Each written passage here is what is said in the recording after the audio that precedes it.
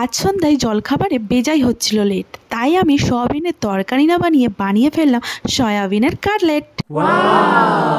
প্রথমে আমি কিছুটা সয়াবিন গরম জলে ভিজিয়ে রেখেছিলাম, সেটাকে জল নিংড়ে তুলে গ্রাইন্ড করে নিলাম। ওখানে একটা আলু সেদ্ধ করে রেখেছিলাম, সেটাকে ম্যাশ করে দিলাম। দিয়ে দিলাম পেঁয়াজ বাটা, রসুন বাটা, আদা বাটা আর কাঁচা লঙ্কা কুড়িয়ে রেখেছিলাম, সেটা দিলাম। এটার পরিবর্তে তোমরা লঙ্কা গুঁড়ো দিতে পারো। তারপরে দিয়ে দিলাম নুন, হলুদ আর ধনিয়া পাউডার। দিয়ে দিলাম 1 চামচ মতো কর্নফ্লাওয়ার।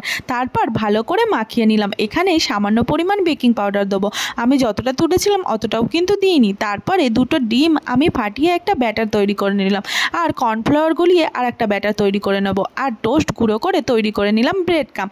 এখানে কাটলেটগুলোকে আমি শেপ দিয়ে নেব। তারপরে প্রথমে কর্নফ্লাওয়ারের জলে, তারপরে ডিমের জলে, আর তারপরে যে টোস্ট গুঁড়ো করে ব্রেড ক্রাম্ব বানিয়েছিলাম সেটাতে দিয়ে তৈরি করে নেব কাটলেটগুলোকে। এরপর গরম ছাকা তেলে একদম লো ফ্লেমে ভাজবে, নাহলে কিন্তু গাটা পুড়িয়ে যাবে, ভেতরে কিছুই হবে না। এইভাবে কাটলেটগুলোকে ভেজে নিয়েই তৈরি হয়ে যাবে আমাদের সয়াবিনের মুচমুচে কাটলেট। খেতে কিন্তু দারুণ হয়েছিল। কেমন হয়েছে তোমরা অবশ্যই জানিও। তোমাদের কমেন্ট পড়তে আমার ভীষণ ভালো লাগে।